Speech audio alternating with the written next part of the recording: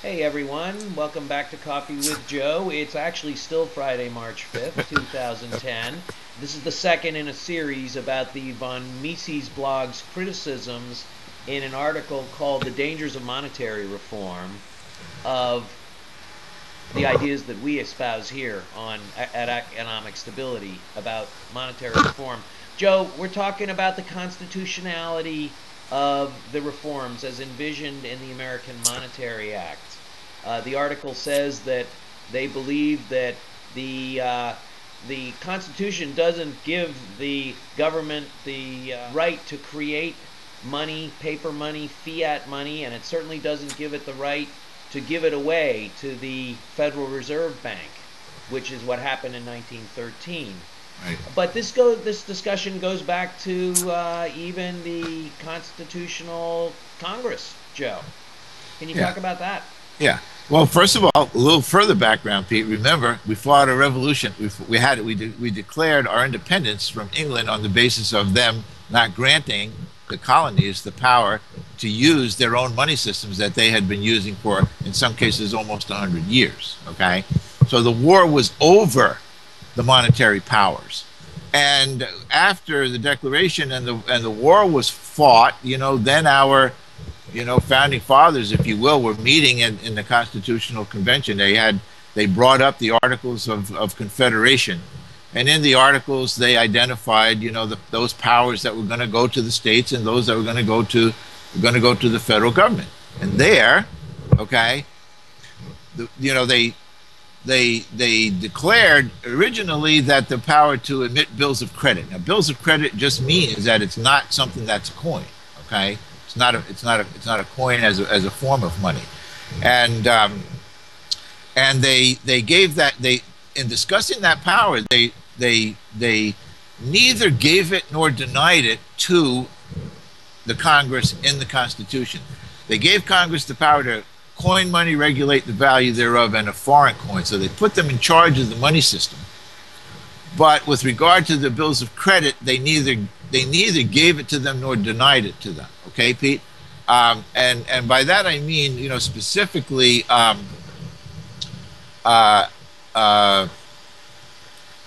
they didn't deny it by virtue of the failure of an amendment to deny them the power failing. Okay, first there was an amendment to grant it, failed. There was an amendment to deny it, failed. So they just basically left the language to say what it says in the Constitution, Pete, and then for us to work it out as we're going along, and that's what we've done. So let's take a look at the language in the Constitution. There's two places that I would point out. There's Article 1, Section 8.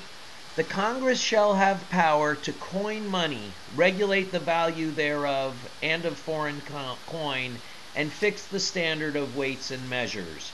So the Congress shall have power to coin money. Some people read that as that doesn't give us the power to create paper money. It gives us the power to create coins. Well, I could just respond to say that, to coin a phrase, it's in there, okay? That it's not limited to coins. It's about just the idea of creation. Yeah. To create money. To coin is an intransitive verb, Pete, to coin, okay? That's what it is. And so we take a look at the action, money, to coin, money, okay? So to me, it's specific enough, okay, to say that whatever we do, remember there are a number of powers enumerated, Pete, a number of responsibilities. They have the Congress has the power besides those, okay, Pete, to issue debts in the name of and to tax, okay? So there's an implicit right there. There's an implicit power, there for the Congress to be able to do all of those things. It needs the power over money. So that's what it says about the powers of the federal government. It doesn't say anything about it's limited to gold or it's limited to coins or anything like that. It basically leaves that open. The Constitution does talk about gold and silver in Section 10, where it says, no state shall make anything but gold and silver coin a tender in payment of debts. Some people say that explicitly does not grant the ability to create paper money. Yeah. Well, yeah, that is true, and it even goes a little bit further because it says no state shall create money.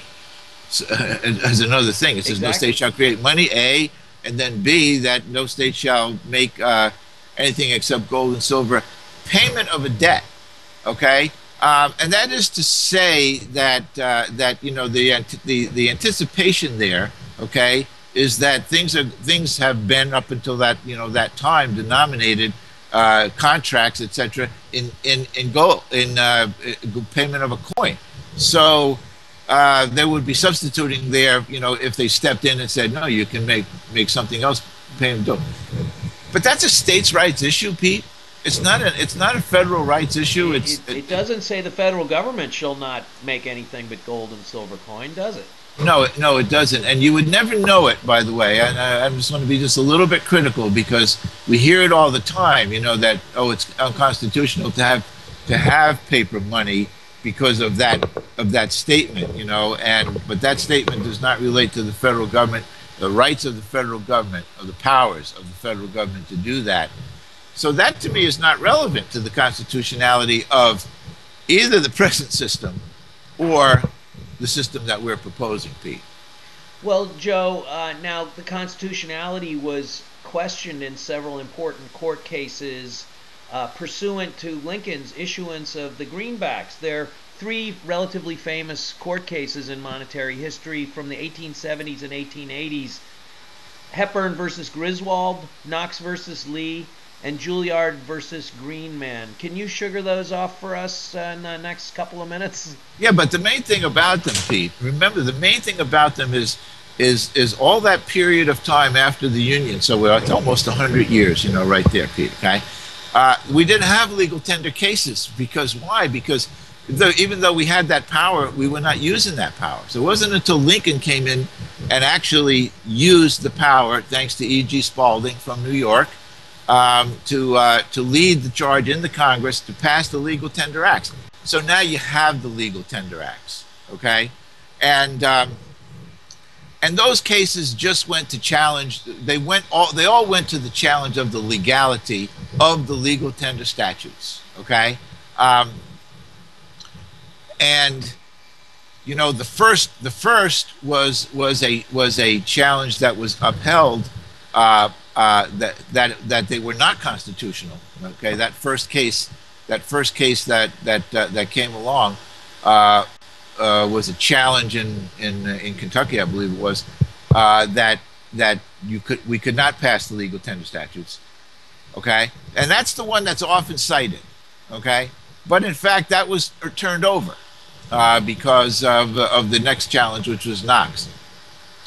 And in that case, it was found that no, the legal tender statutes were constitutional, and so that really should have put an end to it. But it was further challenged in the Juilliard case because they claimed that the previous one, the Knox case, only had to do because it was in wartime. And they said no. There's no provision in there for the government to legally, to make legal tender for peacetime. And that was established that the legality of the legal tender statutes was constitutional. It was provided for in the Constitution, and that's what prevails to the day, Pete. Okay, so that's why I say that, that to me. There isn't any question about the powers of the Congress in order to do the kind of things that we want to do, Pete. Okay, that the Congress, has the power. Do they have the will? Is where we're at, and it would be up to somebody else to challenge the constitutionality of whatever came along. But I think, if we were starting off from an unconstitutional finding, it would be up to us to basically go to amend the Constitution somehow in order to have it, or to have another court case. But we don't have to have another court case, Pete. It's already established that it's legal tender acts, paper money, United States created, debt free, is all constitutional, Pete. We're up against a hard break, as they say on talk radio, Joe. We're going to come back next week and talk about the inflation issue, continuing in this series, which is a response to the criticisms of monetary reform on the von Mises blog. Thanks, Joe. Okay, Pete. Thanks, man.